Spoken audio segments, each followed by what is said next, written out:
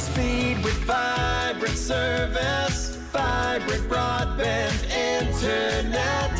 You're on. Well, thank you, Jeff. My name is Shane. I'm Jane. And I'm Bo. And this is Vibrant U Live. And today at 5:30 this afternoon, we are having our final Vibrant U Dreaming of Streaming for the year. Oh, boy.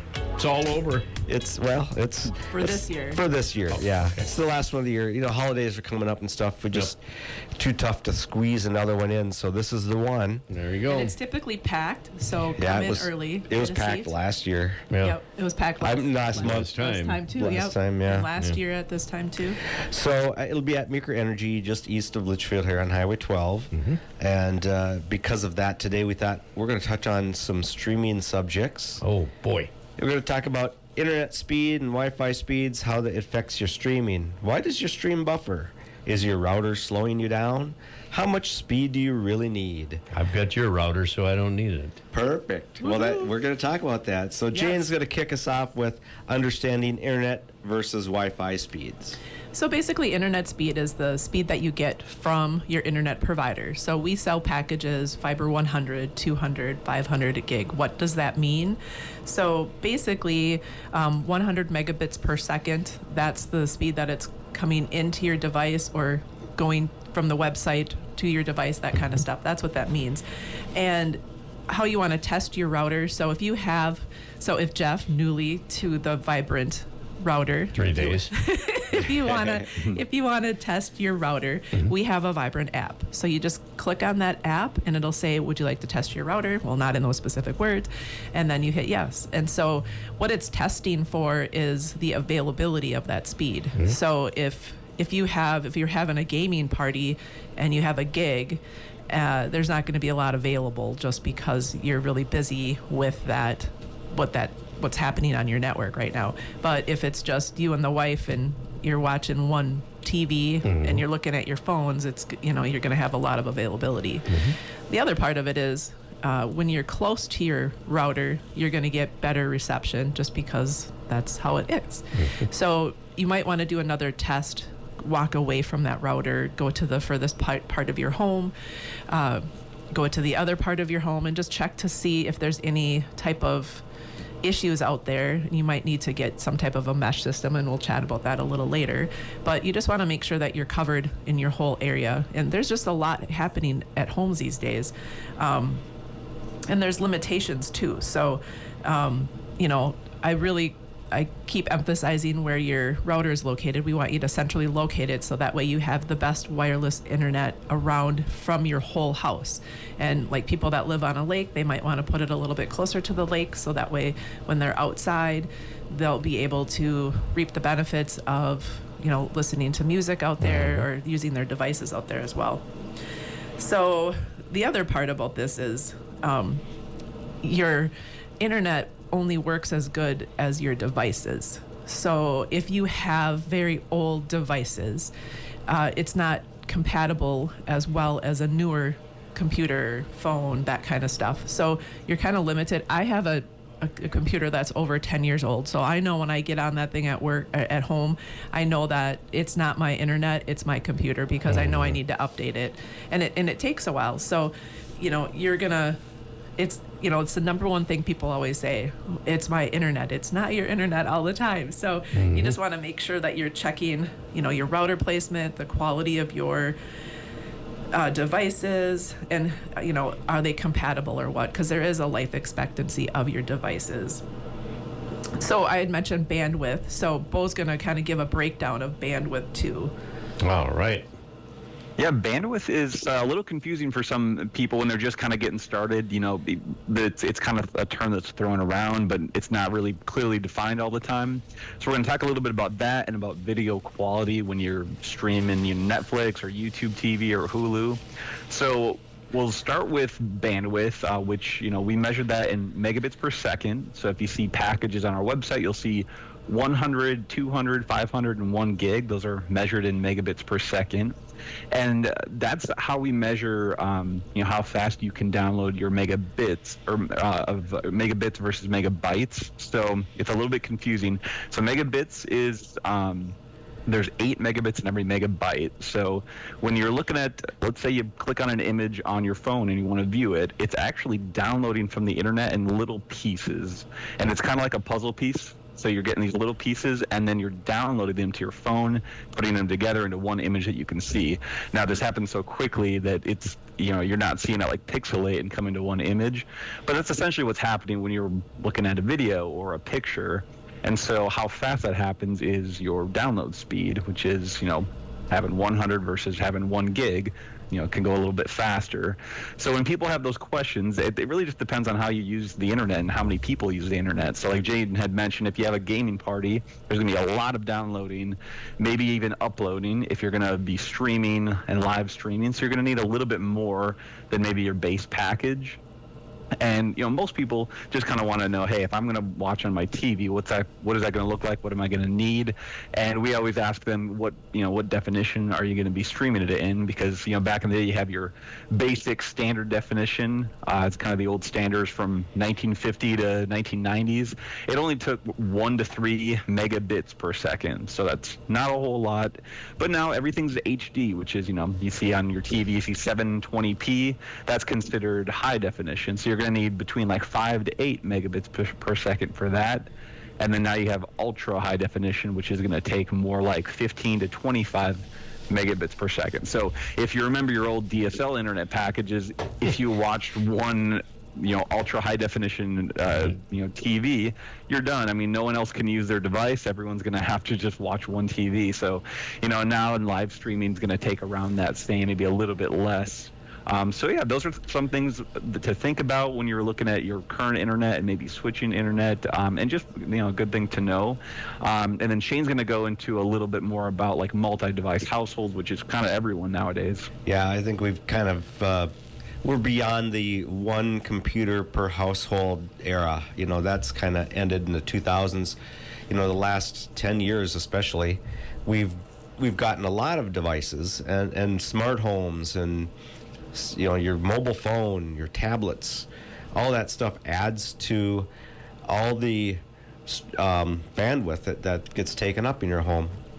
And so, we talk about wireless routers and having a lot of devices connected to them. And some houses do have wired connections.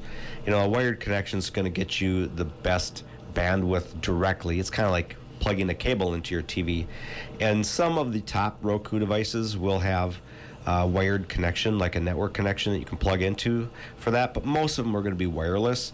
And as you add more TVs to your household, let's say you have 3 TVs all streaming at the same time, and they're streaming just full HD, let's say, that's 10 megabits per second.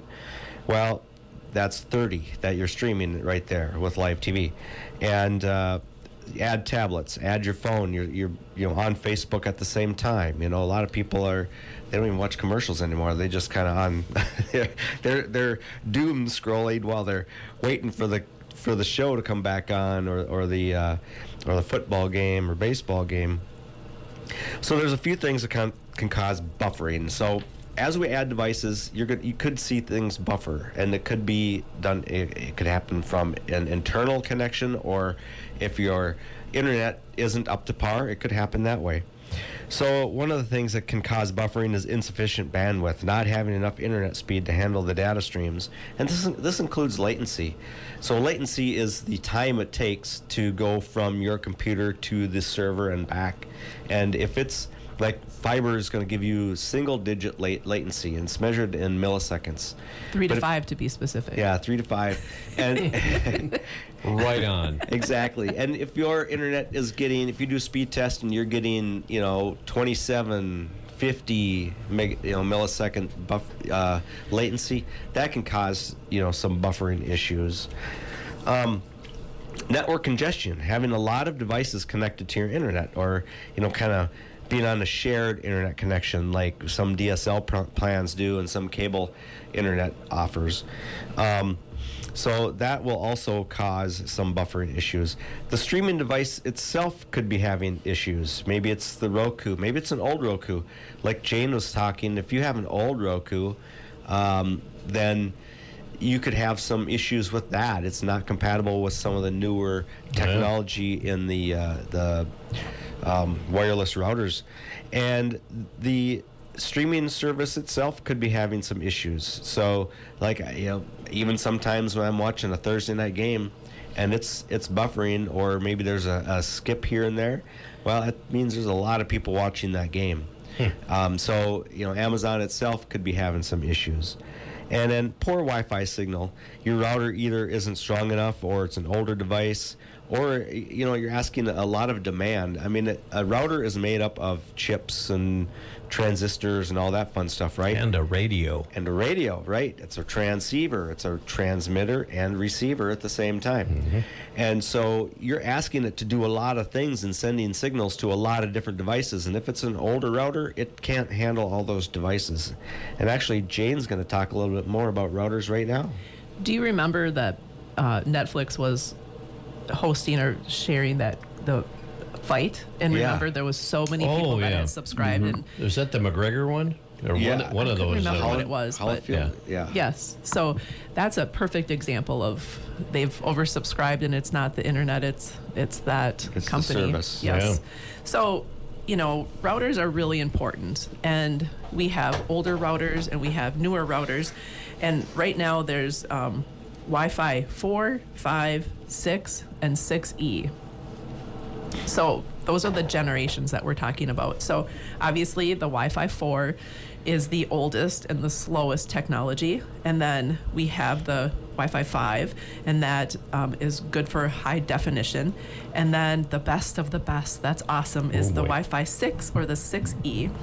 And they're ideal for multiple devices. It's a better range. You can, like I said, have more devices, and it's ideal for like 4K and different streaming that way. The other thing is router age and placement, again, are extremely important. You want to make sure that you have a centrally located router, so that way you get wireless internet throughout your whole home. You can also plug into your router as well to get quality internet. And then mesh systems. So basically, I always explain A, B, C. So A is where your router is centrally located.